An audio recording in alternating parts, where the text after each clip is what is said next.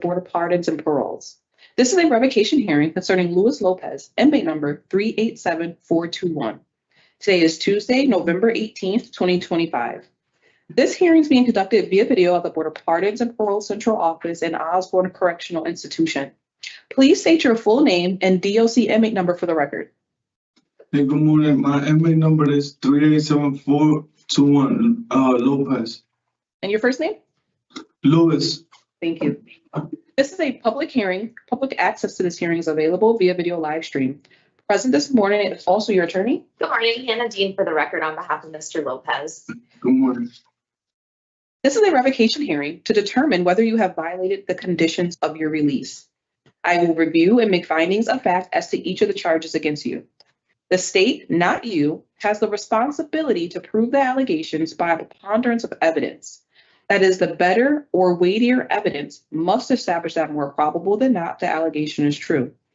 If I do not find that there is a preponderance of evidence to support a violation of one or more of the conditions of your parole, I will reinstate your parole, which means releasing you and placing you back on parole supervision. If I find that you have violated one or more of the conditions of your parole, I will consider whether or not your parole should be revoked. If I recommend revocation, I will make a recommendation as to an appropriate sanction. My recommendation will be given to a panel for a final decision. If the panel wishes to impose a sanction beyond my recommendation, a supplemental hearing will be provided to justify additional confinement. The testimony at today's hearing will be taken under oath. Mr. Lopez, please raise your right hand. Do you solemnly swear or solemnly sincerely affirm, as the case may be, that the evidence you shall give concerning this case shall be the truth, the whole truth, and nothing but the truth, so help you God, or upon penalty of perjury? Yes, ma'am. Thank you very much. First, I will read you your rights. Then we will review the parole violation charges of the state your parole officer is bringing against you. Then I will review and identify exhibits filed for the record. Your attorney will have an opportunity to present all relevant testimony and conduct cross-examination. After considering all the evidence presented, I will announce my findings. If I find that you have violated one or more of the conditions of your parole, your attorney will have an opportunity to speak to your background and history. Mr. Lopez, do you have any questions about the purpose or procedure before we begin? Not at the moment. I would like to say to the board parole too. I apologize for everything. Just a moment, just a minute, Lewis. I'm gonna turn it over to you in a little while to speak, okay? Okay. Thank you. I'm nervous right now, so I don't know the process like that. It's my first time basically in violation hearing, so I apologize. No worries, it's okay. We'll walk you through it and I'll let you know when it's time to speak, okay? Okay. Thank you. You have important rights at this hearing, which I now will review with you. You have the right to be represented by an attorney at this hearing. You have the right to receive written notice of charges of violation. And Mr. Lopez, did you receive an evidence packet? It should have all the charges listed against you. Did you receive that? Yes. Okay. You have the right to review the evidence against you before this hearing. You have a right to submit evidence in support of your case. At this hearing, you have the right to call and examine voluntary witnesses and to cross-examine adverse witnesses. Do you understand these rights? Yes. We now will review the charges of the state your parole officer is bringing against you and the information underlying each charge. Charge 1, reporting. On September 13th, 2023, your PO spoke to you over the phone and instructed you to report to the Bridgeport District Office the next morning at 10 a.m. You stated that you knew that there was a warrant for your arrest and that you would turn yourself in. You stated that you did not want parole and the police to take you into custody in front of your children at their home, and you said you would turn yourself into parole. On September 14th, 2023, your parole officer made several attempts to contact you via your cell phone with calls and texts, instructing you to report to parole, but you did not respond. On September 20th, 2023, your parole officer spoke to you over the phone and instructed you to report to the parole, or an absconder warrant would be requested. You reported to your parole officer that you would turn yourself into parole the next morning on September 21st, 2023 at 11 a.m., which you failed to do. Charge 2, GPS. On September 13th, 2023 at 10:11 p.m., PO received a strap violation of your GPS unit. On September 14th, 2023, your parole officer as well as PO Wallace recovered your GPS unit with the strap cut between I-95 North, exit 26 ramp, and Pine Street in Bridgeport. Charge 3, residents. On September 18th, 2023, an attempt to locate you was conducted at your parole-approved residence located in Bridgeport, Connecticut. There were 2 individuals at the home who reported to your parole that you did not reside there. Charge 4, absconder. On or about September 13th, 2023, you left your parole-approved residence and are currently your whereabouts are unknown. You cut off your GPS monitoring unit and you have failed to report to parole or contact parole. Charge 5, obedience to the law. On September 12th, 2023, Fairfield Police obtained an arrest warrant for you, charging you with larceny third and criminal trespass third. Charges stemmed from an incident that occurred on July 16, 2023, in which several tools were stolen from a construction site in Fairfield, Connecticut. The state has filed the following exhibits. Exhibit A, conditions of parole. Exhibit B, remand to custody. Exhibit C, notice of parole violation. Exhibit D, parole violation report. Exhibit E, GPS agreement. Exhibit F, arrest warrant application. Exhibit G, Allied Universal GPS event history. And Exhibit H, offender misconduct. The state filed an addendum to Exhibit D, which states on August 26, 2025, Mr. Lopez was convicted of larceny third and was sentenced to 1 year jail. The charge, criminal trespass third, was nollied under docket ending in 293. Counsel, did you receive the notice of parole violation report, and the other documents that were just marked for identification purposes? Yes, I have. Defense has also filed Exhibit 1, parole accomplishments and future plans for parole reinstatement. Defense Exhibit 2, support letter from D. Lopez. Defense Exhibit number 3, support letter from E. Yelez. Defense Exhibit 4, support letter from Career Resources Incorporated. And Defense Exhibit number 5, inmate performance evaluation form. Today, we have no witnesses. It is now the defense opportunity to present evidence and speak to any of the evidence submitted. Counsel? Yes, thank you very much. As to the charges, I just want to note that this was a difficult situation. My client had a new baby on the way at the time of these allegations occurred. However, I do think that he, tried to do the right thing when he went to the hospital in June of 2024. My understanding is that he called parole to have them come get him at that point, inform them as to his whereabouts, essentially turning himself in, which I do think does deserve some credit. And then I would just note that the addendum is accurate. I will also note that there are a couple of other matters that are running concurrent. They weren't part of this PBR, but I do just want to note that at this time to avoid, a future violation for conduct that basically is included here, or that, happened contemporaneously to the conduct here, I should say. And then the appropriate time, I would just like to remark to my client's background and history, please. Thank you. Regarding the other charges you mentioned, because I don't have any of the detailed information, those other charges will not be considered in terms of sanction. Okay. Or even mitigating information. I don't have any of that information for specific details to take it into consideration for this procedure or proceeding.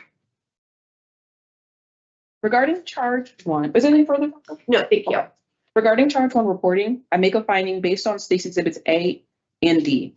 Charge 2 GPS, I make a finding based on State's Exhibits A, D, E, and G. Charge 3 residents, I make a finding based on State's Exhibits A and D. Charge 4 absconder, I make a finding based on State's Exhibits A, D, and G. And on charge 5, obedience to the law, I make a finding based on Mr. Lopez's conviction, as well as State's Exhibits A, D, and F. That concludes the fact-finding portion of this hearing. Before I make my recommendation, your attorney will have an opportunity to speak to your background and history. Counsel? Yes, thank you very much. My client, Mr. Lopez, is 31 years old, born in Puerto Rico, raised in Bridgeport. His primary support is his wife, Ms. Velez, who he recently married earlier this year in October, and his 3 daughters who are ages 8, 2, and then his newest daughter who's 8 months old. He also has 2 stepdaughters that he cares for as well. Upon release from Osborne in December of 2022, my client was sponsored by his cousin Marlene. He successfully completed the Sierra Center and then was self-sponsored at an address in Bridgeport. He was employed full-time at a meat outlet in New Haven for approximately 6 months. After Sierra Center, my client obtained his own tow truck, which he used for various jobs. In July of 2023, he completed the Explore program virtually. He also successfully completed GPS monitoring in July of 2023. Since being remanded to custody, my client's been employed as a barber since approximately February or March of last year. And we did include that letter from his employer there. He reportedly wrote to request programming, including tier 1 and tier 2 and tier 4. Upon reinstatement of parole, my client would like to be sponsored by his wife at the address we gave in Bridgeport. He hopes to obtain a barber's license as he really enjoys cutting hair. He's open to all job opportunities and recommendations and is very eager to reunite with his wife and children. My client will work with career resources, outreach, and engagement specialists in the area for ongoing support as well. I am asking for a sanction not to exceed a year and 5 months for my client. He has been incarcerated on this violation since 2024. And in that time, he has been doing well, working in the barber shop, signing up to do programs. He's very eager to get home to help his family and spend time with his newest baby. I believe my client may wish to, at this point, say something as well. Mr. Lopez, did you want to say something at this time? Yes, first of all, I would like to apologize to my family, to the board for parole, and to the victims of my case. And thank you for giving me the opportunity to move forward in life. This has been an eye-opener. I know I committed a mistake, and I'm taking full responsibility. And I really apologize to everybody that I commit that mistake. And I'm trying to move forward and raise my daughters the best I can, and to be a better father in their life. Thank you very much. Anything for the council? Nothing further. Thank you. I'm going to take a moment before I announce my recommendation. Yes.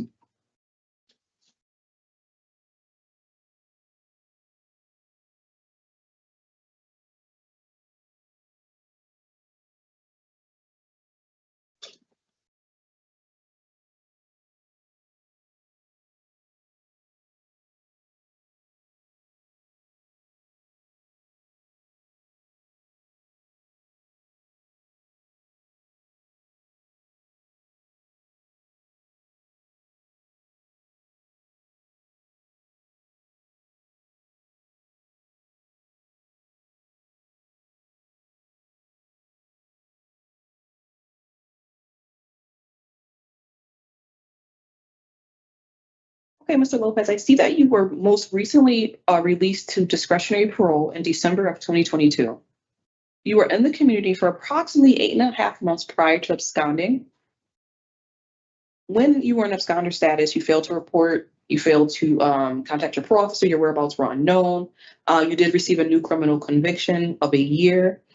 Taking into account the nature and circumstances of this violation, as well as being an absconder, I recommend to revoke your parole and re-parole on April 13th, 2026, which is an approximate 1 year and 9 month sanction. And also I want to make note that's the earliest you could be released based off of your current parole eligibility date. So that's the absolute earliest you could be released. So again, my recommendation is a 1 year and 9 month sanction with a re-parole date of April 13th, 2026. And I recommend the following conditions: no contact with co-defendants KT, CA, CM, and EF. Halfway house placement. Oh, you actually have a sponsor, so no halfway house placement. And no operation of a motor vehicle without the express permission from your parole officer. So again, no contact with your co-defendants KT, CA, CM, and EF, and no operation of a motor vehicle without the express permission of your parole officer. My findings and recommendations will be forwarded to the board, and your board review is scheduled for December 4th, 2025. So on December 4th, the board is going to review your case. My recommendation is a 1 year and 9 months, 9 month sanction. The board can adopt that recommendation or they can exceed that recommendation. But whatever they decide, you'll receive in writing. Okay. Thank you. Great. Thank you very much, Lewis. If you have any questions, let your counselor know and we can set up another call, okay? All right. Thank you. All right. Thank you very much. Have a great day. Have a nice day.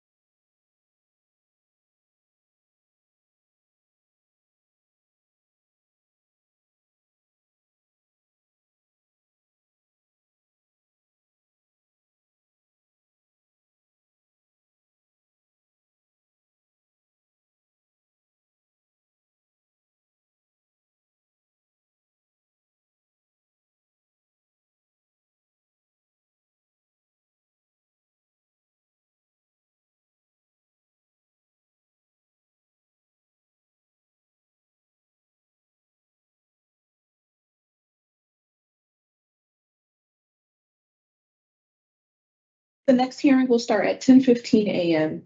at Carl Robinson.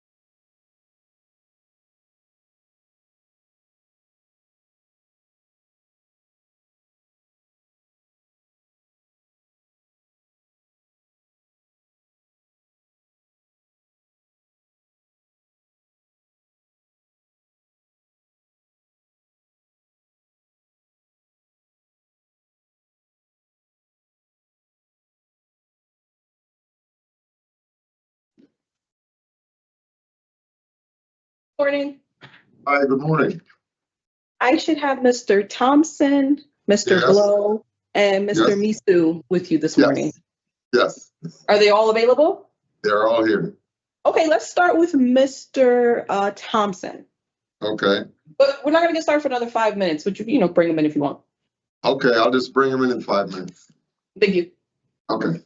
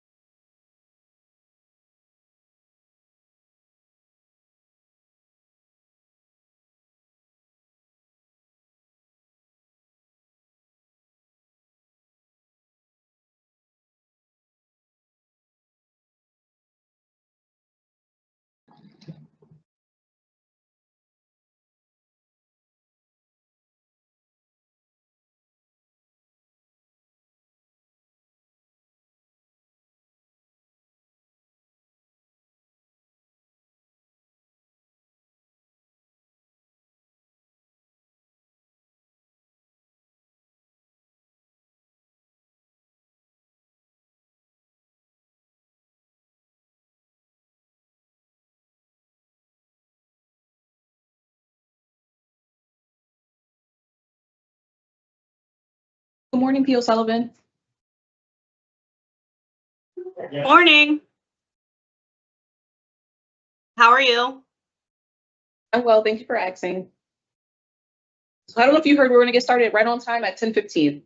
Okay, I'm here. Thank you. Yeah.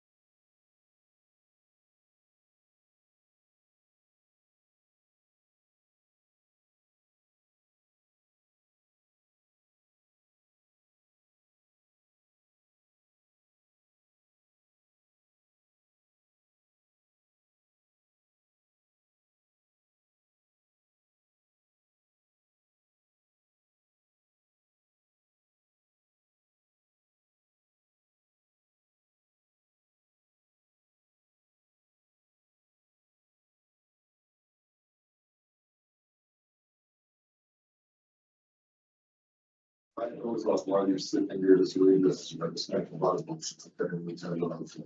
Good morning. Good morning. My name is Parole Officer Saunders. I'm a hearing examiner for the Board of Pardons and Paroles. This is a revocation hearing concerning Terry Thompson, inmate number 382-316. Today is Tuesday, November 18th, 2025. This hearing is being conducted via video at the Board of Pardons and Parole Central Office and Robinson Correctional Institution. Please state your full name and DOC inmate number for the record. Terrence Thompson, 382-316. This is a public hearing. Public access to this hearing is available via video live stream. Present this morning is also your attorney, Good morning, Hannah Dean for the record on behalf of Mr. Thompson. as well as your parole officer. Please introduce yourself for the record. Good morning, Parole Officer Sullivan, Special Management Unit. This is a revocation hearing to determine whether you have violated the conditions of your release. I will review and make findings of fact as to each of the charges against you. The state, not you, has the responsibility to prove the allegations by a preponderance of evidence. That is, the better or weightier evidence must establish that more probable than not the allegation is true. If I do not find that there is a preponderance of evidence to support a violation of one or more of the conditions of your parole, I will reinstate your parole, which means releasing you and placing you back on parole supervision. If I find that you have violated one or more of the conditions of your parole, I will consider whether or not your parole should be revoked. If I recommend revocation, I will make a recommendation as to an appropriate sanction. My recommendation will be given to a panel for a final decision. If the panel wishes to impose a sanction beyond my recommendation, a supplemental hearing will be provided to justify additional confinement. The testimony of today's hearing will be taken under oath. Mr. Thompson and P.O. Sullivan, please raise your right hand. You solemnly swear or solemnly and sincerely affirm, as the case may be, that the evidence you shall give concerning this case shall be the truth, the whole truth, and nothing but the truth, so help you God, or upon penalty of perjury. I do. Thank you very much. First, I will read you your rights. Then we will review the parole violation charge that the state your parole officer is bringing against you. Then we will review and identify exhibits filed for the record. Your attorney, as well as the state, will have an opportunity to present all relevant testimony and conduct cross-examination. After considering all the evidence presented, I will announce my findings. If I find that you have violated one or more of the conditions of your parole, your attorney, as well as the state, will have an opportunity to speak to your background and history. Mr. Thompson, do you have any questions about the purpose or procedure before we begin? No, ma'am. Thank you. You have important rights to this hearing, which I now will review with you. You have the right to be represented by an attorney. You have the right to receive written notice of charges of violation. You have the right to review the evidence against you before this hearing. You have a right to submit evidence in support of your case. At this hearing, you have the right to call and examine voluntary witnesses and to cross-examine adverse witnesses. Do you understand these rights? Yes, ma'am. We now will review the charges that the state your parole officer is bringing against you and the information underlying each charge. P.O. Sullivan, starting with charge 1, GPS. Charge 1 GPS. You signed a GPS monitoring agreement on 7/21/25 that in part reads, I am responsible to ensure the GPS tracking device remains charged by connecting the charging cable to the tracking device and plugging the charging cable into an electrical outlet for at least 2 hours a day.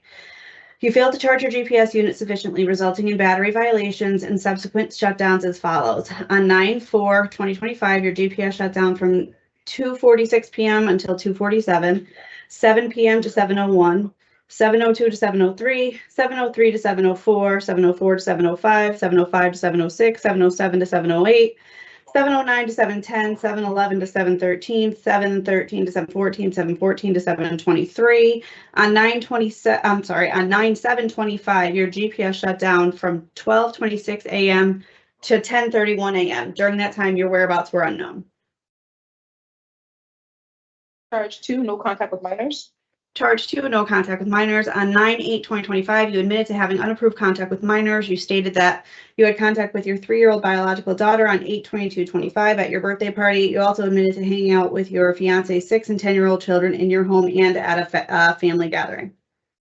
The state's exhibits were marked and identified at the preliminary hearing held on October 21st, 2025.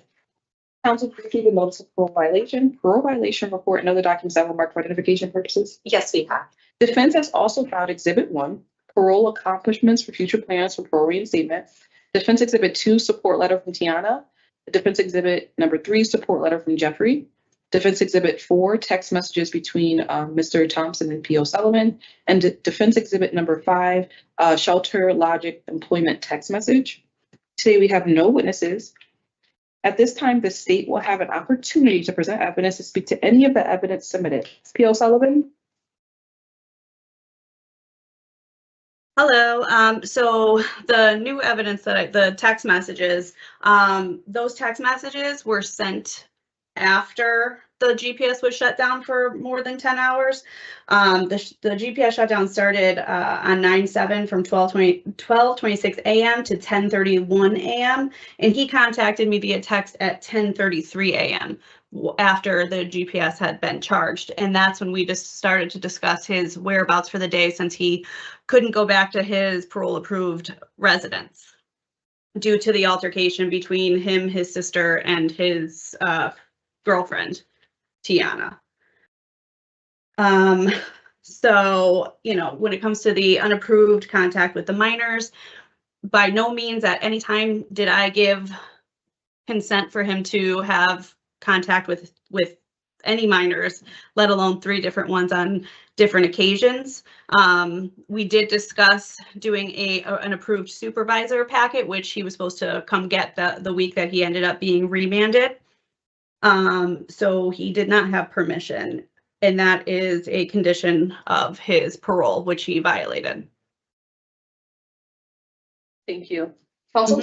Yes, thank you very much. I would incorporate the arguments and comments that were already put on the record at the preliminary hearing. As to the first charge GPS, I just want to note, as we submitted Exhibit 4, those are several text messages between my client and his PO. I will note that the first text message from September the 4th at approximately 7:26 p.m.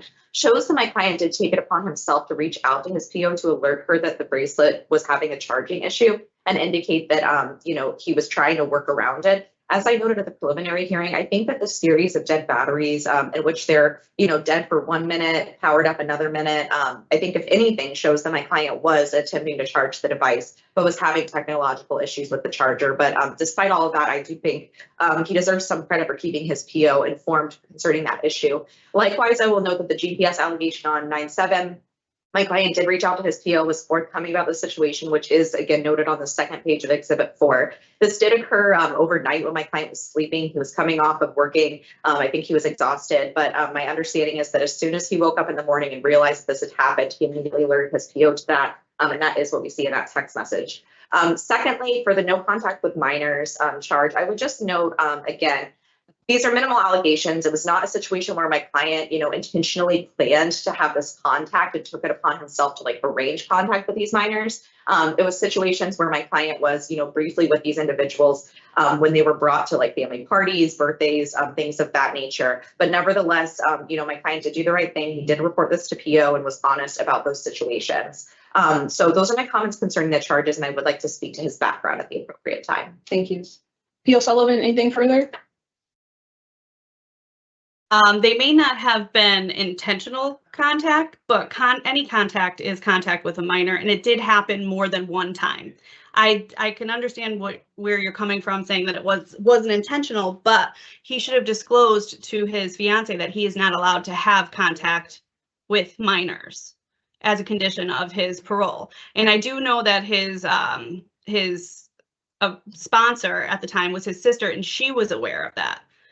And Mr. Thompson himself is aware of the no contact with minors as well. And I also, in the evidence, is the GPS charging history, which shows every time the GPS had been attempted to be charged. So if you want to refer to that, it shows that it was plugged in for a minute here, a minute there.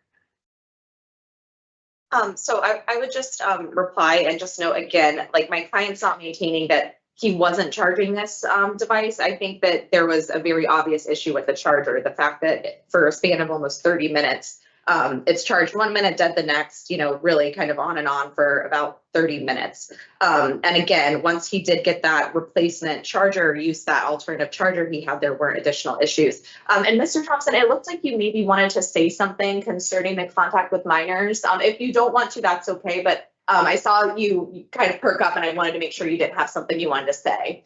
My biggest thing is granted, because that's going to be the main staple of why we're here today, and that's going to be pointed at the most as the contact with the minors. In my statement, because I wrote a statement that I kind of felt like I was cornering myself in, but it was as if, I'm not going to say persuaded, but it made it seem to me like it would be helping my situation rather than that be the deadbolt that actually got me remanded in the prison. But in my statement, I did state my kid's mother brought my daughter. My fiance, which she knows about my charges, brought the kids over to meet my sister. I just happened to be home. I wasn't even supposed to be home that day, but I was there when she brought the kids. And then there's another time where I admitted to them coming to give me a hug at a family gathering, and that was that. So that's my biggest thing. Thank you very much. So anything further? Nothing further, thank you. P.O. Sullivan, anything further? Nothing further. I'm going to take a moment before I announce my findings regarding the charges.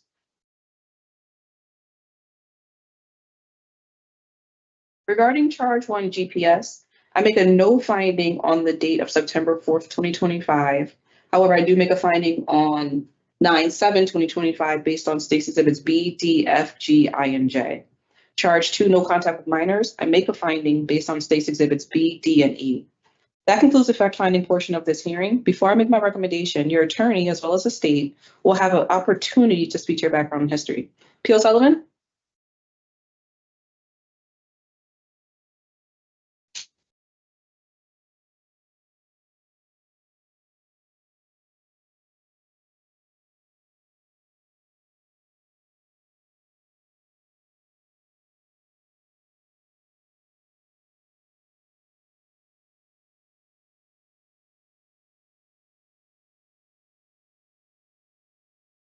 Hello? Yes, can you see us and hear us? Yes. Hello? Okay. Sorry, P.O. Sullivan, something went, it froze. Did you make a statement? I'm sorry. I did. I'm so sorry. Could you repeat yourself? Sure. Where did I leave off? Did you hear anything? Nothing at all. Okay.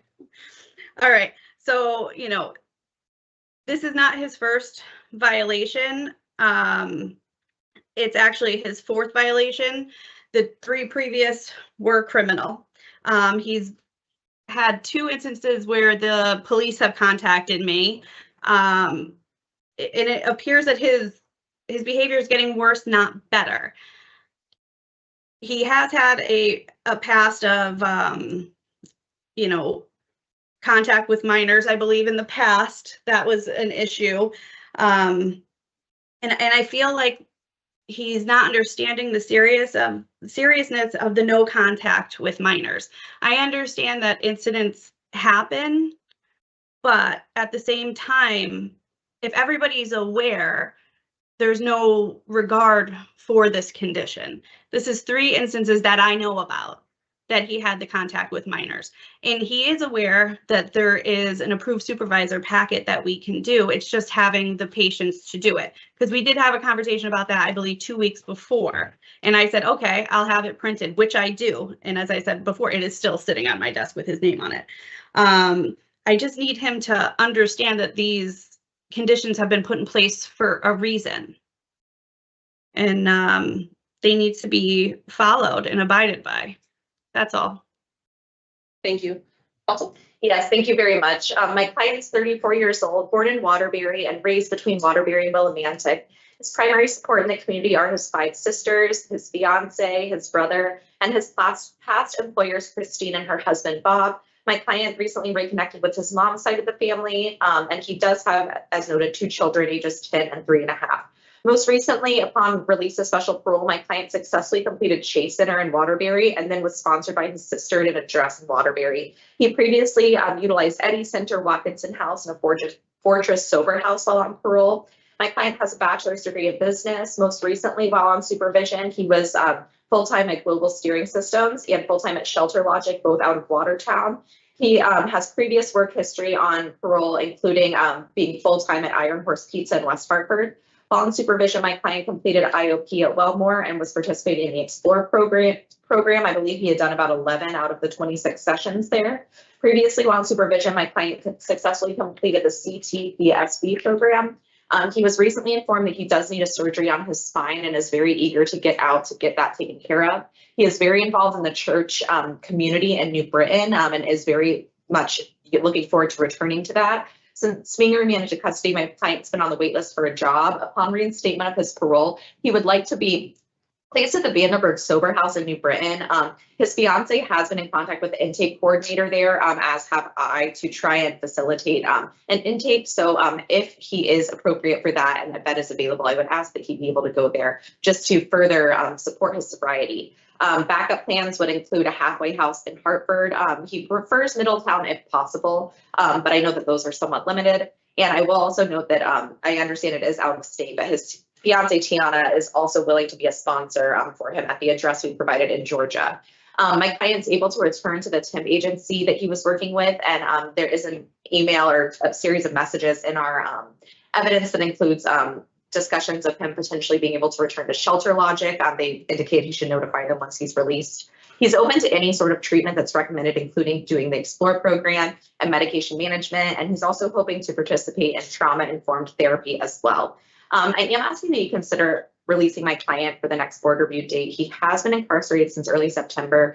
I will just note that this is, I believe, his first technical violation. It's not a situation where he returned with new charges. And I will note, I understand the PO's comments concerning the no contact stipulation. I am just requesting, going forward, Parole continue to work with him concerning being able to have contact with his kids in the future. I know that there are a number of family members for Mr. Thompson that are willing to be approved supervisors. And my client, as I noted, had successfully completed that CTPSB program. I would note as well, the conviction stems from many, many years ago. It in no way involved, his own children, and there have been no additional issues of that nature since. And I would also just note my client's more than willing, I think, to do anything that he needs to do treatment-wise in the community in order to have contact with his children and family the proper way.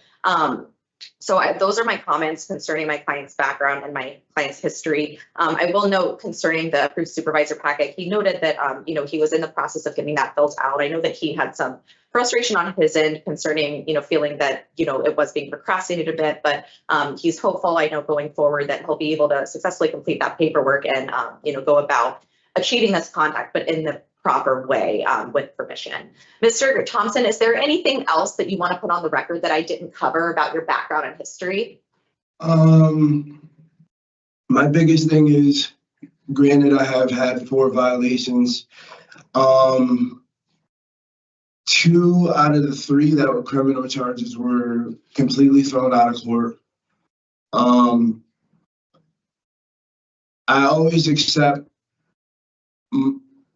the time or whatever is necessary for my wrongdoings. When I'm wrong, I say I'm wrong. Absolutely, 100%. This is been going on for almost 13, 14 years. So it's kind of, it's demeaning to my soul when somebody tells me I don't get it or I don't understand it, when I'm the one who constantly loses. Every year I've came to jail, I've lost a home. I had a 4-bedroom home that I was renting to own with my approved supervisor and her 2 children at one point. Like, I get the negative is there, but I've also worked and achieved every time I come home a greater position, a greater job, a greater stature in life. So I'm not just blatantly going on my way to lose all these things that I'm working so hard to obtain for. I'm about to be 35. I started this when I was 19. Like, again, I accept my wrongdoings, but for somebody to say that I'm not trying or I don't take my freedom seriously, that's 1,000,000% incorrect. Thank you very much. P.O. Sullivan, anything further?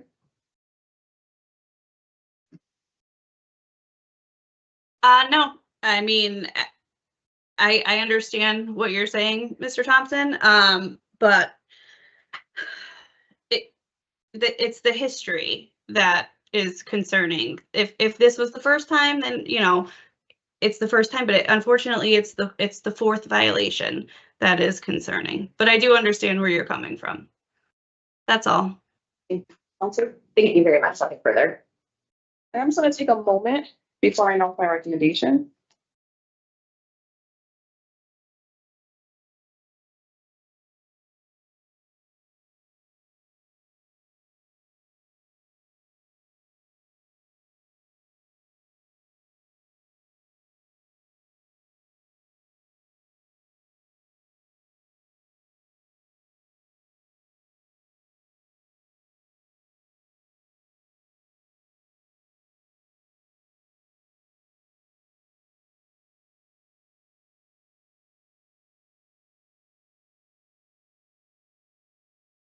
Okay, Mr. Thompson, I see that you were most recently re-released from your third violation in March of 2025.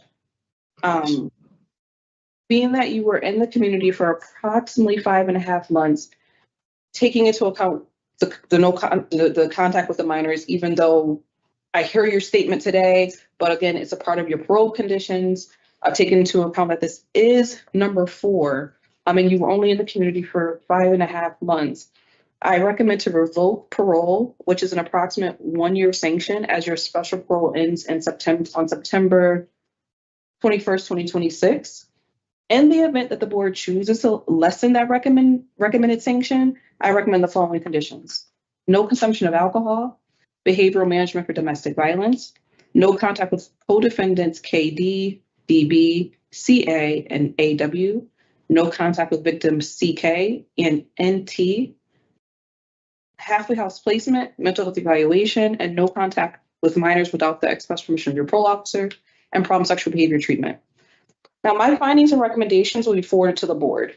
Your board review is scheduled on December 4th. They can lower that recommendation. But if not, then you will go to the end of sentence until on September 21st, 2026. But whatever the board decides, you're going to receive in writing. Mr. Thompson, I'll set up a call with you so that we can discuss everything, okay? Okay, And I can also give Tiana a call to update her too.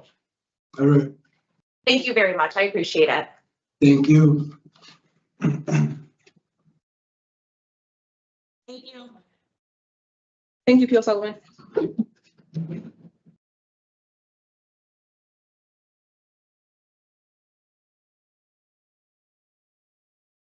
Can you send in Mr. Blow, please? Okay. No. I'll wait for.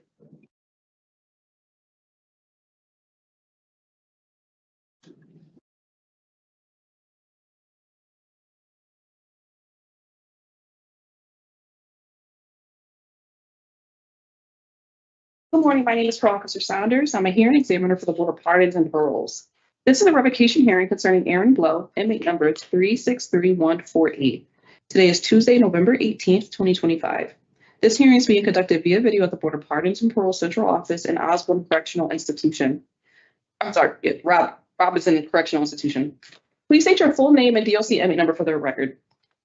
Aaron Blow, 363148. This is a public hearing. Public access to this hearing is available via video live stream. Present this morning is also your attorney. Good morning, Hannah Dean on behalf of Mr. Blow for the record. This is a revocation hearing to determine whether you have violated the conditions of your release. I will review and make findings of fact as to each of the charges against you. The state, not you, has a responsibility to prove the allegations by a preponderance of evidence. That is, the better or weightier evidence must establish that more probable than not the allegation is true. If I do not find that there is a preponderance of evidence to support a violation of one or more of the conditions of your parole, I will reinstate your parole, which means releasing you and placing you back on parole supervision. If I find that you have violated one or more of the conditions of your parole, I will consider whether or not your parole should be revoked. If I recommend revocation, I will make an appropriate sanction. My recommendation will be given to a panel for a final decision. If the panel wishes to impose a sanction beyond my recommendation, a supplemental hearing will be provided to justify additional confinement. The testimony at today's hearing will be taken under oath. Mr. Blow, please raise your right hand. Do you solemnly swear or solemnly and sincerely affirm, as the case may be, that the evidence you shall give concerning this case shall be the truth, the whole truth, and nothing but the truth, so help you God, or upon penalty of perjury? I do. Thank you. First, I will read you your rights. Then we will review the parole violation charges that the state your parole officer is bringing against you. Then I will review and identify exhibits filed for the record. Your attorney will have an opportunity to present all relevant testimony and conduct cross-examination. After considering all the evidence presented, I will announce my findings. If I find that you have violated one or more of the conditions of your parole, your attorney will have an opportunity to speak to your background and history. Mr. Blow, do you have any questions about the purpose or procedure before we begin? No, ma'am. You have important rights of this hearing, which I now will review with you. You have the right to be represented by an attorney. You have the right to receive written notice of charges of violation. And Mr. Blow, did you receive an evidence packet that had the charges listed for you against? Yes, You have the right to review the evidence against you before this hearing. You have a right to submit evidence in support of your case. At this hearing, you have the right to call and examine voluntary witnesses and to cross-examine adverse witnesses. Do you understand these rates? Yes, ma'am.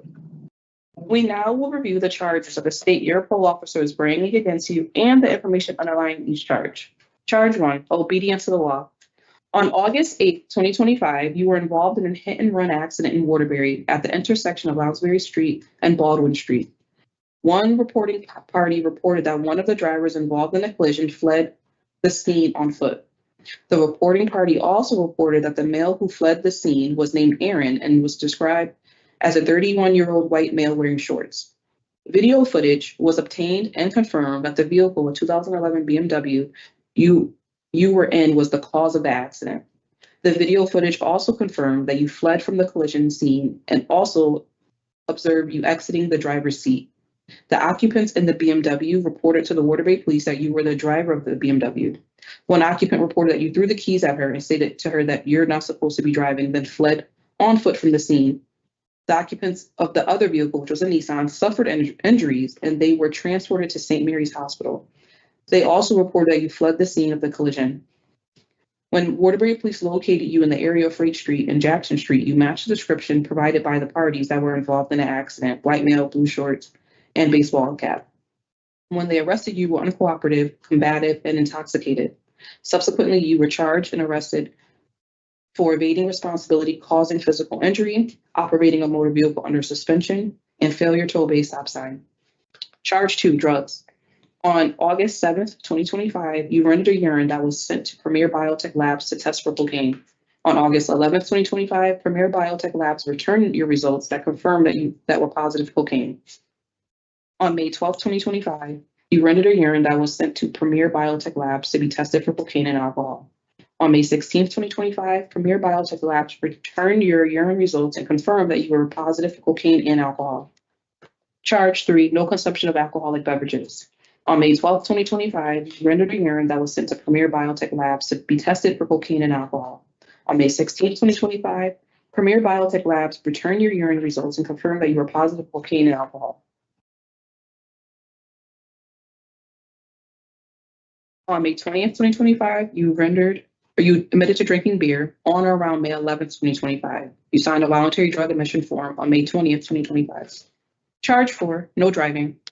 On August 8th, 2025, Waterbury police observed 2 vehicles that were involved in a collision at the intersection of Baldwin Street and Lounsbury Street. A red 2011 BMW stopped at a stop sign, but did not grant the right-of-way to the southbound traffic.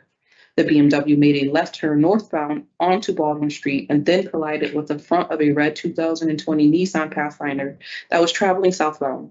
When police obtained and reviewed the video footage, it was confirmed that the BMW was the cause of the collision.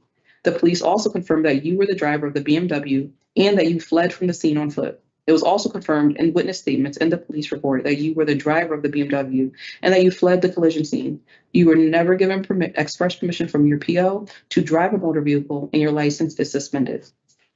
The state filed the following exhibits. Exhibit A, Connecticut Conditions of Parole.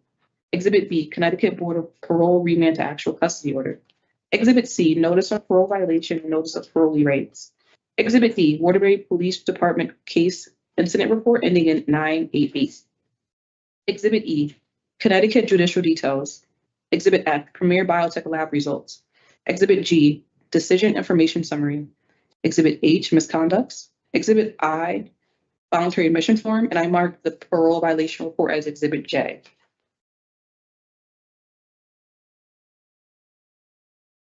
The state filed the addendum to Exhibit J, which states on October 10th, 2025, Mr. Blow was convicted of evading responsibility, causing physical injury and property damage, and was sentenced to 364 days jail, execution suspended, followed by 18 months probation.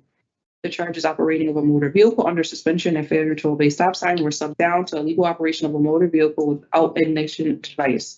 Mr. Blow was sentenced to 364 days jail, execution suspended after 30 days jail, followed by 18 months probation, under docket ending in 400.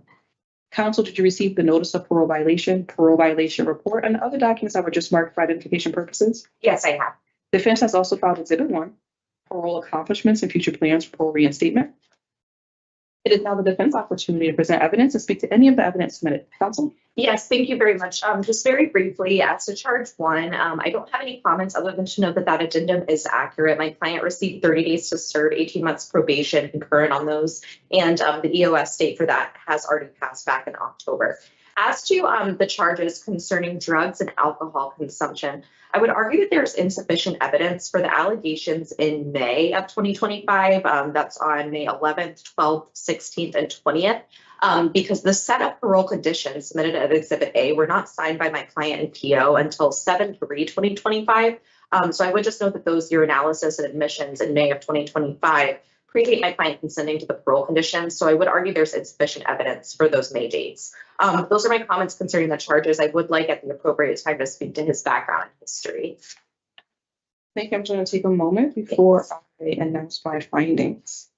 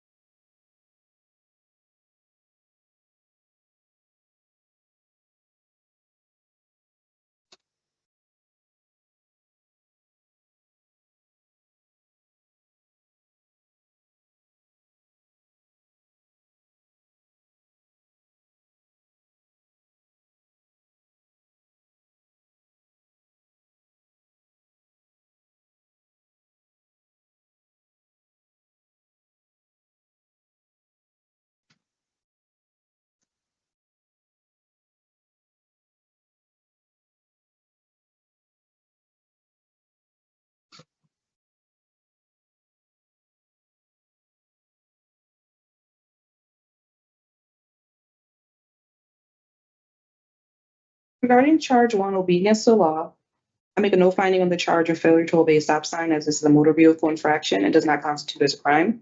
Finding was made on the rest of charges based on Mr. Blue's conviction, as well as states exhibits A, D, E, and J.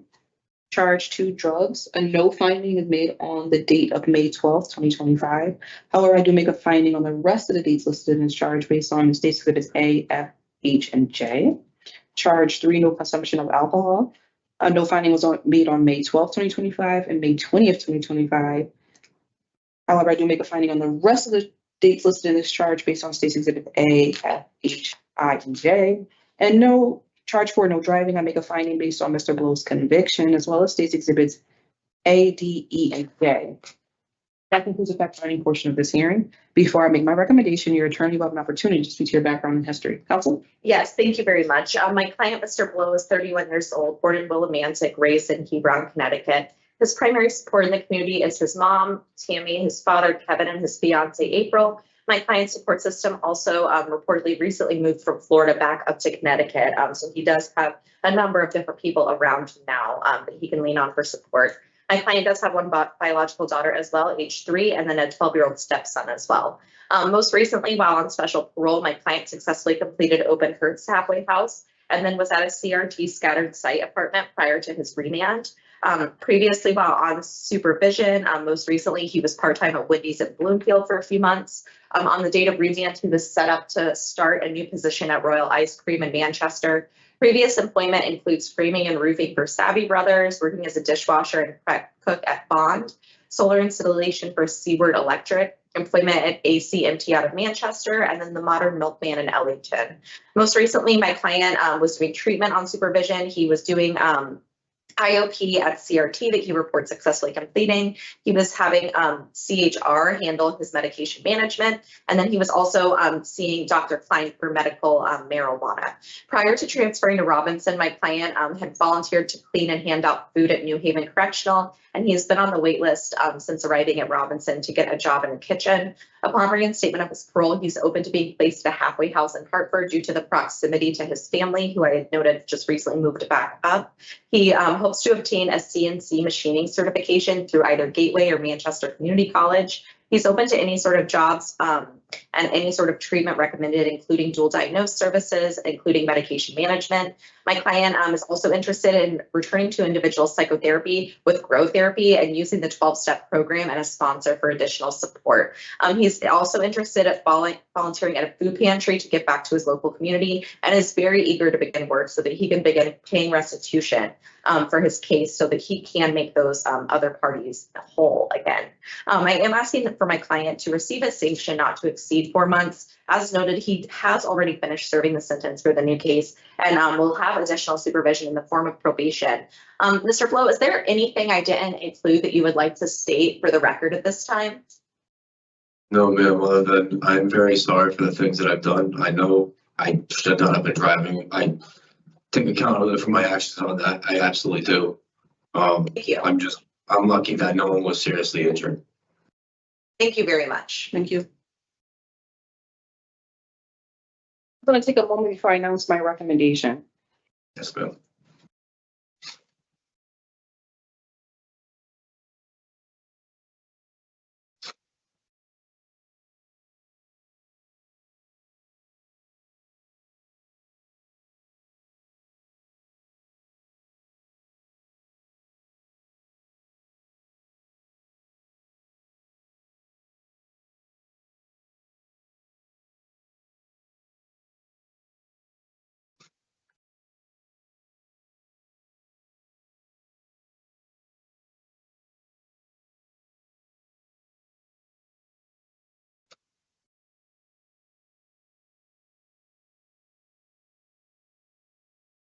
Hey, Mr. Bly, I see that you were discharged to special parole back in October of 2021. You have one prior parole violation for very similar charges to this violation. You were in the community for approximately 5.5 months prior to this arrest, as well as the drug use, the alcohol use, in addition to driving when being aware that you're not supposed to be driving. Taking into account, this is your second violation for very similar charges, receiving a new criminal conviction. I recommend revoke and reparole on November 9th, 2026, which is an approximate 15-month sanction with the following conditions: no consumption of alcohol, no contact with co-defendant Z, C, and MM, a general no contact with Sportman's Cafe located at 208 Spruce Street in Manchester, active house placement, mental health evaluation, and no operation of a motor vehicle without the express permission of your parole officer. My findings and recommendations will be forwarded to the board. Your board review is scheduled on December 4th, 2025. And on that day, the board's going to review your case. They can 100% lessen that recommendation. They can adopt that recommendation, or they can exceed that recommendation, being that you remain on supervision until October of 2031. But whatever the board decides, you're going to receive in writing after the 4th. So, Mr. Flo, I'll set up a call with you on that date so that we can discuss what the board decides. I can even, if it would be helpful, talk to you before that so we can kind of debrief and discuss everything, okay? So you're recommending what, another year almost? Yes, it would be that 11/9/26 date. The Board of Pardons and Paroles, they have the final say. They're going to take a look at the case. They vote on it on December the 4th. So I'll set up a call with you before that so we can discuss kind of, best worst case scenario. And then we can also set up another call for the date that they actually do the board review so I can update you on what they decide, okay? Okay. All right, thank you very much.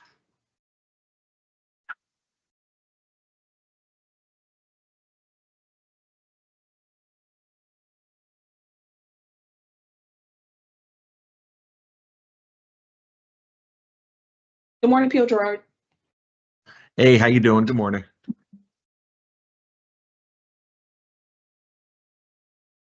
Sorry, excuse me. Morning. Morning. How are you?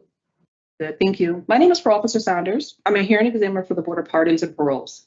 This is a revocation hearing concerning Joseph Misu, inmate number 255635. Today is Tuesday, November 18th, 2025.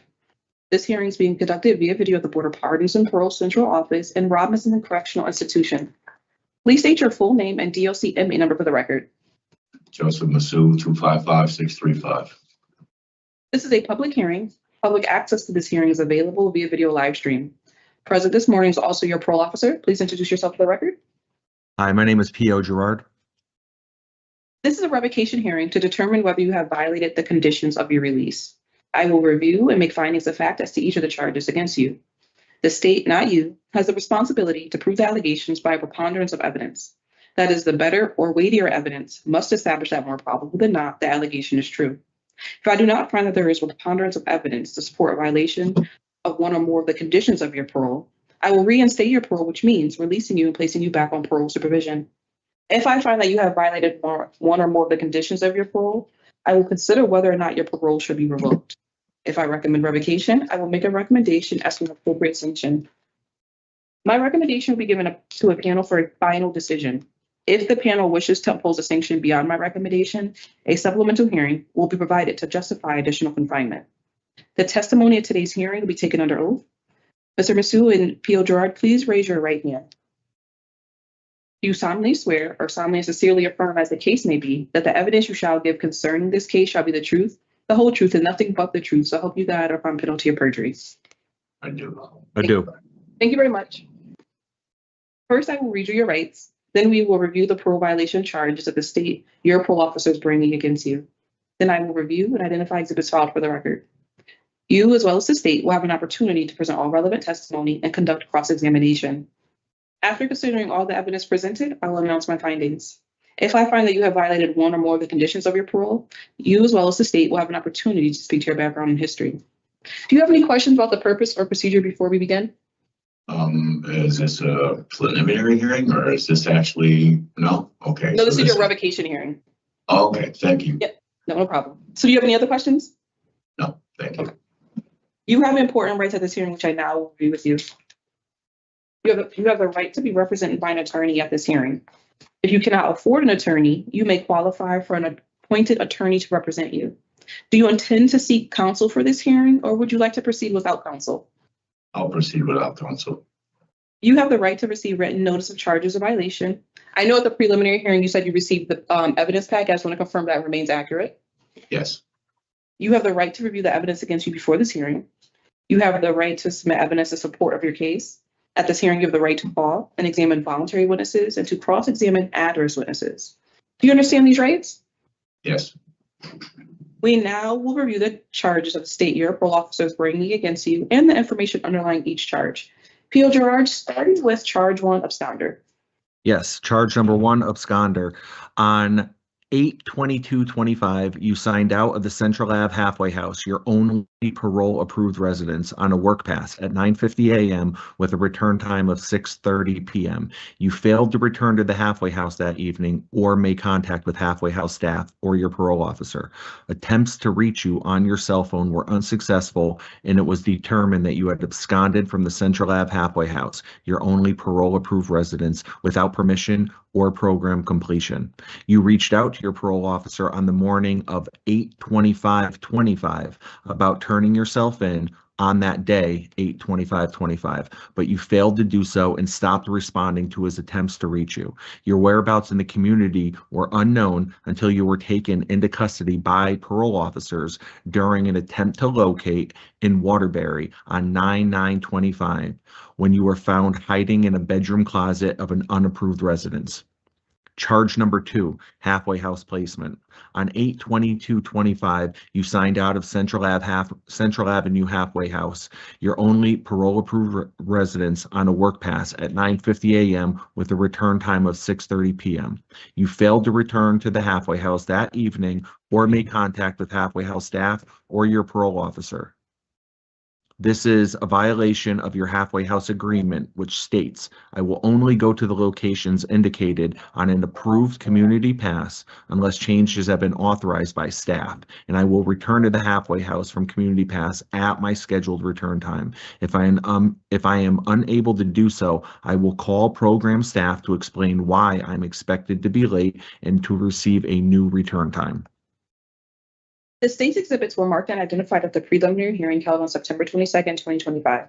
Today, we have no witnesses. At this time, the state will have an opportunity to present evidence and speak to any of the evidence submitted. P.O. Gerard? Yes. I don't have very much to add to the charges that I just read, other than he arrived at Central Ave Halfway House on July 15th, 2025, signed his parole conditions and his halfway house agreement indicating that he understood the expectations that were placed on him. And I was working with him up until August 22nd on him trying to obtain an address, trying to obtain a residence that he could use. And unfortunately, when he signed out on August 22nd, he failed to return. And when he contacted me on August 25th, that morning, I had asked him to turn himself into the parole office. And he said, okay, I'm on my way. I'll be there in an hour. I called him back. Okay, I'll be there. I'm on my way. I got on the wrong bus. I'll be there though. Called him back. I'll be there. I'll be there. I'm coming. And by noontime, he stopped responding to any and all phone calls from me. During those phone calls, though, he was trying to negotiate his way into getting moved to a different halfway house because he was saying that he had, in quotes, PTSD from being at that location from when he escaped in 2020 at that same halfway house. He never talked about any actual incidents that occurred at Central Ave Halfway House, only that he has bad memories from escaping and then being caught, sometime later. And he just felt like being at a new halfway house would be, a better start for him. But I told him the day that he was going to turn himself in that I couldn't make any promises as to what would happen. I just needed him to turn himself in. And, so a couple weeks later, when we went out to do our attempt to locate in the community, I was there with probably about 10 parole officers. There were 5 Waterbury Police Department officers there as well. So we used a lot of state resources to get him. And that was after I had given him ample opportunity to turn himself in as well. And I think that's why at this point, at least my recommendation would be that he finish out his special parole sentence incarcerated, because this was not the first time that he had absconded or escaped. So he absconded from me in August of 2025. He also had an escape in 2020, and then he had a third escape way back in 2012. So the history unfortunately shows that given the opportunity, he will run or abscond. Thank you. Mr. Masu, it is now your opportunity to respond to the parole violation charges against you. However, you remember that you may remain silent if you choose to do so. Do you wish to testify this morning? I take responsibility for my actions, ma'am, and that's basically all I have. I have no excuses or any other, or any besides the things that happened. I've already discussed that prior to this hearing, so I just take responsibility for my actions, and I just put myself at the mercy of the state. Thank you. Deirdre, anything further? No, I would like to say I could appreciate what Mr. Masu was saying, though. Thank you.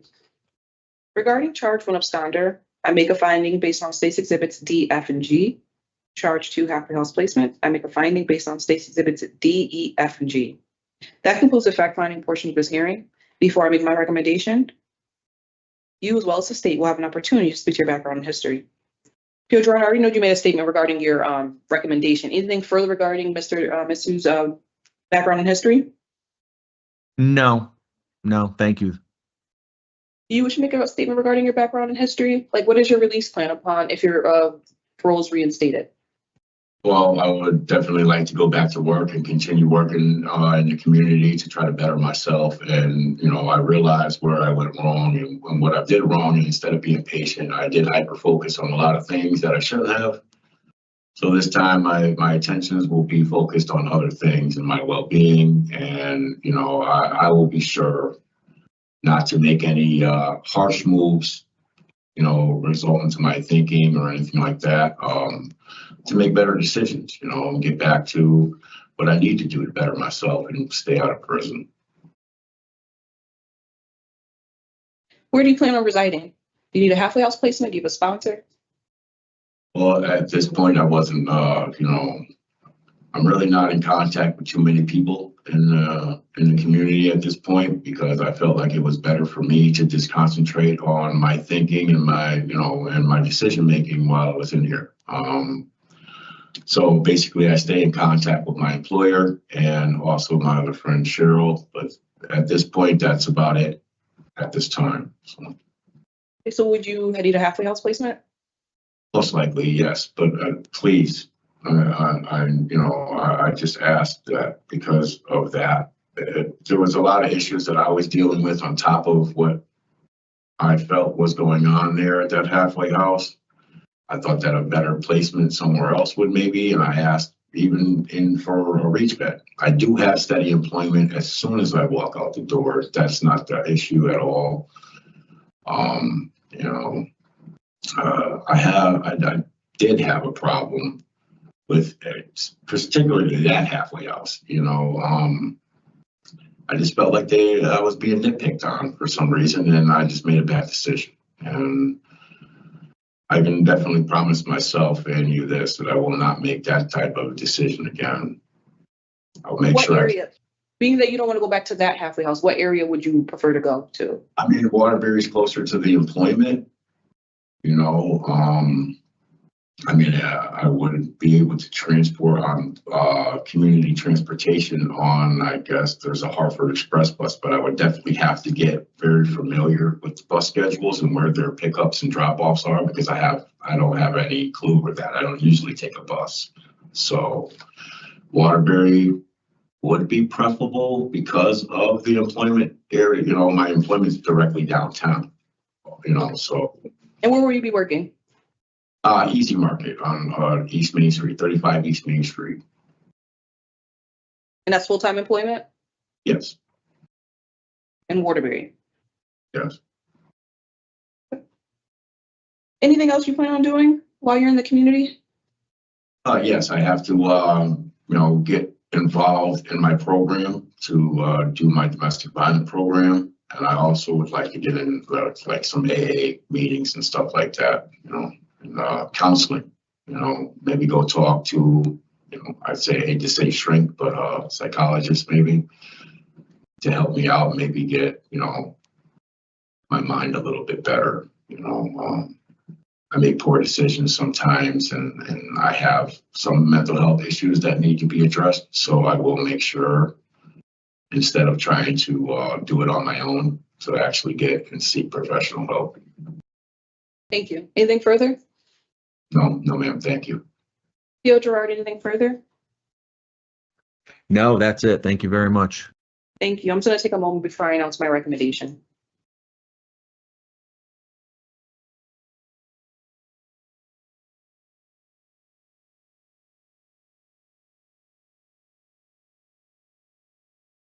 Okay, I see that you were discharged to special parole back in July of 2025. You were supervised in the community for approximately 5 weeks prior to absconding. Your whereabouts were unknown for about 18 days. Taking into account that this is your first violation, being under this special parole, however you did abscond, I do recommend revoke and reparole on January 9th, 2026, which is an approximate 4-month sanction with the following conditions: no consumption of alcohol, behavior management for domestic violence, and no contact with victim TK, halfway house placement, and a mental health evaluation. My findings and recommendations will be forwarded to the board, and your board review is scheduled on December 4th, 2025. So my recommendation is a 4-month sanction. The board's going to review your case on December 4th. They can lower that recommendation, they can adopt that recommendation, or they can exceed that recommendation, meaning that you remain on supervision until July of 2027. Okay, so whatever the board decides, you're going to receive in writing, and whatever the date that you get on the official decision will be the date that you will be re-paroled. Okay. Yes, ma'am. Thank you. If they agree with re-parole. Okay. Thank you. Thank you. You're all set. All right. Have a nice day. You as well. Good luck, Mr. Masu. Thank you, Thank you, Mr. Gerard. I appreciate you. I'm sorry. I will. I appreciate you so much, and I hope to actually work with you in the community. All right, be safe. Thank you. Thank Thank you. you. Gerard. All right, thank you very much. Have a good day, ma'am. Yeah.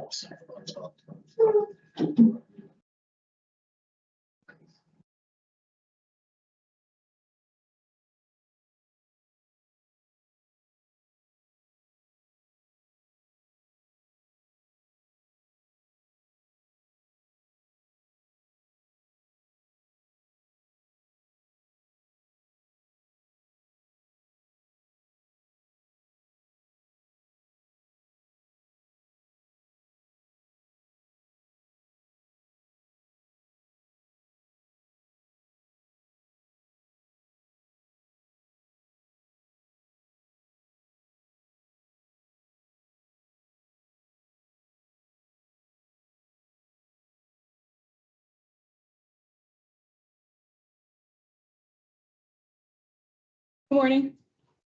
Morning. We're gonna get started in just about 5 minutes. All right. Thank you.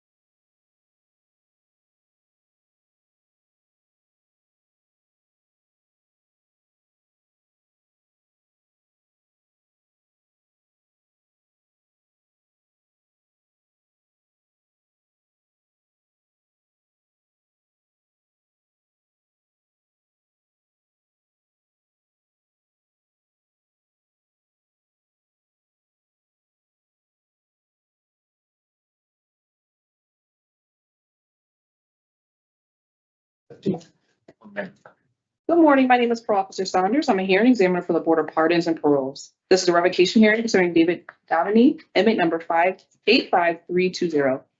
Today is Tuesday, November 18th, 2025. This hearing is being conducted via video at the Board of Pardons and Parole Central Office and Cybulski Correctional Institution. Please state your full name and DOC inmate number for the record. David Allen Dominey, number is 85320. This is a public hearing. Public access to this hearing is available via video live stream. Present this morning is also your attorney. Sure. Attorney Alfonso Sorica from the Parole Revocation Unit on behalf of Mr. Domini. David, are we Yes. pronouncing your last name correct? Is Domini? Dominey, correct. Okay, thank you. This is Thank a you. revocation.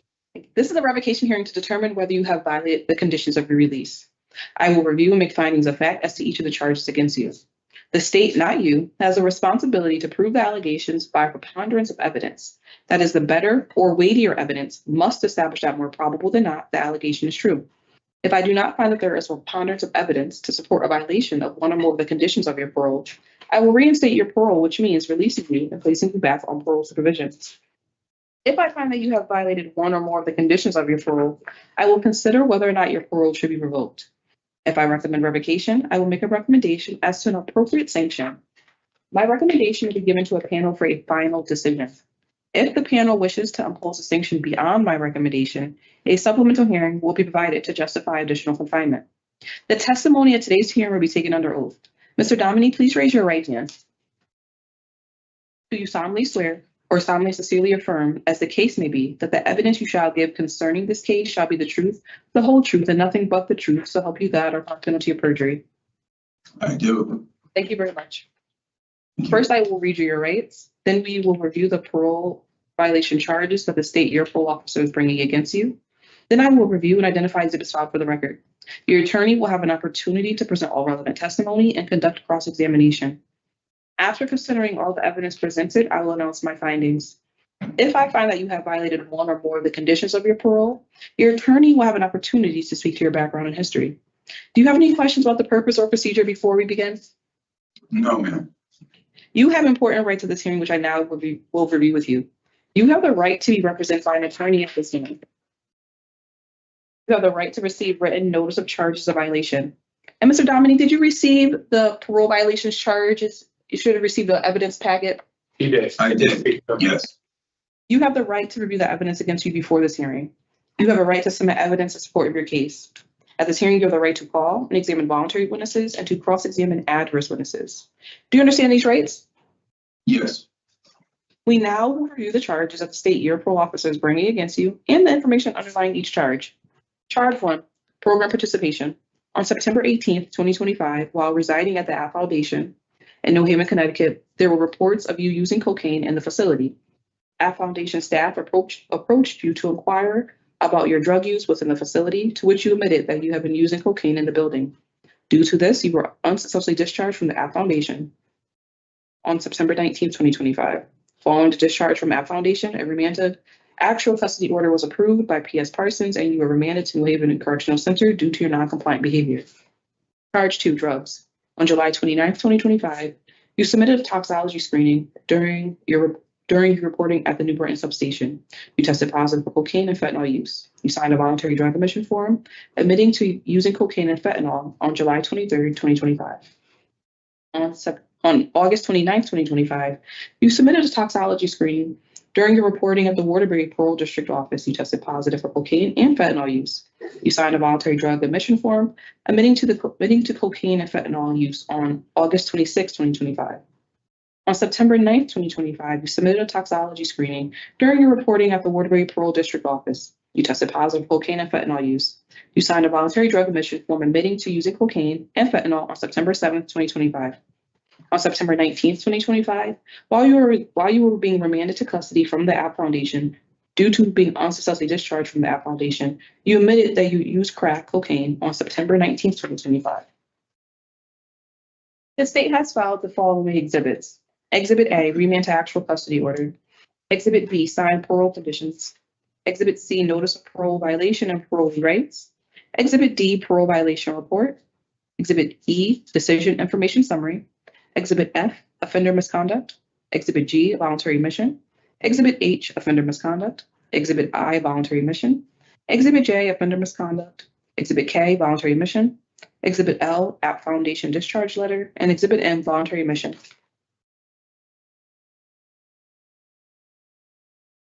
Council, did you receive a notice of parole violation report, and other documents that were just marked for identification purposes? Yes.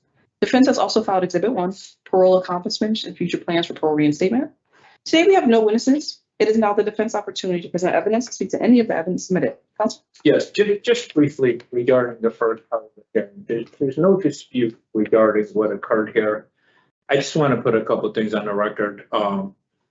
My client is 63 years old. I'm showing he was out in the community from July 1st of 2022. He was not remanded until 9/19/25.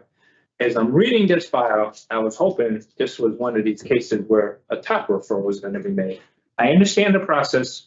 PCS has to make the recommendation, but in this particular case, in my humble opinion, this was a perfect file that make a top referral. I know it has to come from PCS. The better mechanism, in my opinion, I'm just putting this on the record, is that we should be able to apply for the top program, kind of like a diversionary program in court for the community service drug program, and have the hearing examiner act on that, where it's not just one-sided, where it has to recommendation. Someone that's 63 years old, has been out in the community for almost 3 years, I will concede that the allegation was he was using it the program. We are not disputing that, but what a better candidate for the program? And the program is inside, this is where I'm a little lost here. The program is inside the community. I can see if the top program was out in the community where someone's using illegal narcotics and we're having them stay out. This is, you're pulled out of the community and you're forced to do treatment, which he needs. That's all basis of his violations. And unless you successfully complete it, then you go forward with the revocation. I know kind of getting off the path, but in this particular case, I would like a mechanism where we can actually apply for the timeout program. But we are not disputing what occurred here. I did speak to my client. I did tell him what was going to be put on the record. So thank you. Thank you. Regarding charge 1, program participation, I make a finding based on state's exhibits B, D, and L. Charge 2, drugs, I make a finding based on state's exhibits B, D, K through K, F through K, and N. That concludes the fact-finding portion of this hearing. Before I make my recommendation, your attorney will have an opportunity to speak to your background history. Counsel? Okay, on behalf of Mr. Diamond, let me backtrack some of my previous comments. I know the top referral program was not recommended, but I do give the parole officer credit. The recommendation was for a period of 3 months, and these technical violations, it's in the range. So I want to put that on the record. As I indicated, my client's 63 years old. He's been out since July 1st of 2022. There are no new criminal charges here. I am respectfully requesting that my client be reinstated as soon as possible. He does have 2 adult children here in the community. He was born in New York and moved to Wallingford. He does receive the primary source of support from his mother. Fortunately, his dad passed away a few years ago, and his mother is having a difficult time with that. So he was a support for her.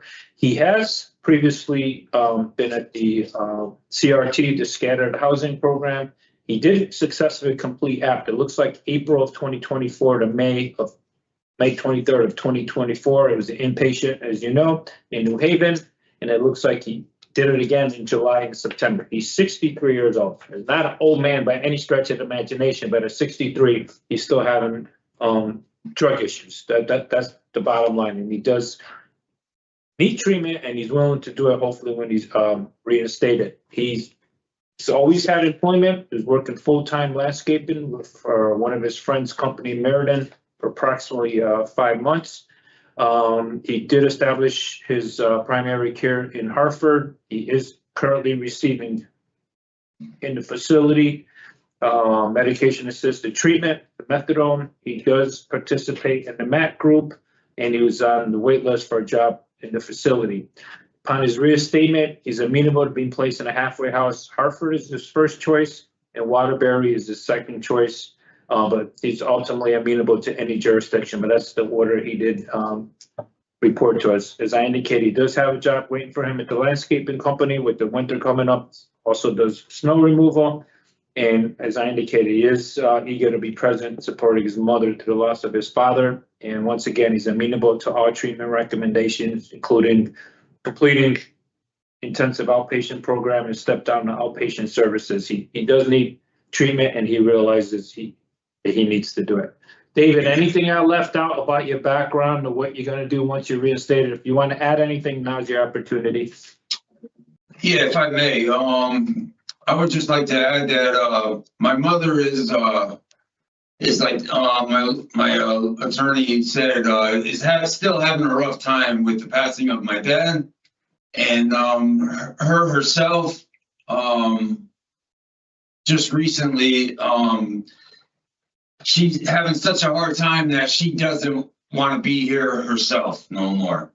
And my sister is having she lives in Florida, and she's been living in Florida for the last 30 plus years.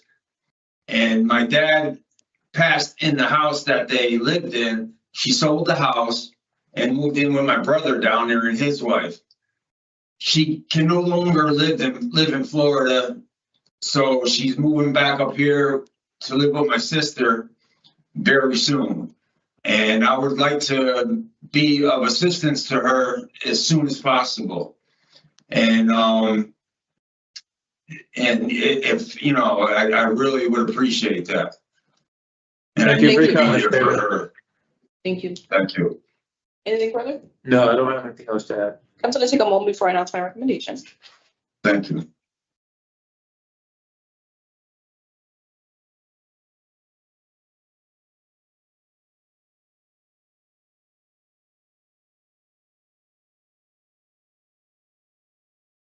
So Dominique, I actually see that you were discharged, you were released to the community in October of 2021. Making that you were in the community. I asked him, he told me July 1st. Yeah, you were in the community for over almost 4 years. Yeah. Correct. Yeah, almost 4 years. Yes. In that time, what I see is only 3 misconducts, within Yes. almost a 4-year span. Essay here by attorney is ongoing drug use, right? Is the basis of this violation. Taking into account that this is your first violation in almost 4 years, and the recommendation of your parole officer, I recommend revoking reparole on December 19th, 2025, which is an approximate 3-month sanction with the following conditions: no consumption of alcohol, no contact with co-defendant MW, and a halfway house placement.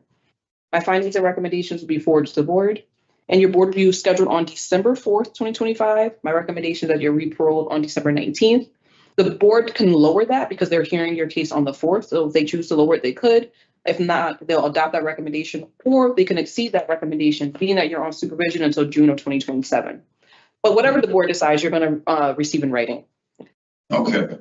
So David, as you just indicated, the case is going to be reviewed on December 4th. What they review is the outcome of the hearing here. If they adopt that recommendation, you are on special parole, so you will be released on December 19th of 2025 because you're on special parole. If Right. there's an issue with the board review where they don't adopt the recommendation, they want to give you more time, I'll have to set up a legal call with you and explain the next process to you. I'm hoping that does not occur based on what was just put on the record, that you were out for approximately 4 years, and this is your first violation, this technical violation based on drug use. So I'm hoping they adopt it. If they do, you'll be out for Christmas. I just want to also mention, I lost my focus. You know, I didn't, you know, get high for like the first 2+ years. I just lost my focus. That's all. And I want to get back on focus. Well, hopefully you do, and as you indicated, you're still on supervision until 2027, Yes. so they can bring you back a few more times if you keep using. Right. I don't want that, no. All right, good luck to you, David. Thank you. Thank you very much. Thank you. You're all set. Thank you.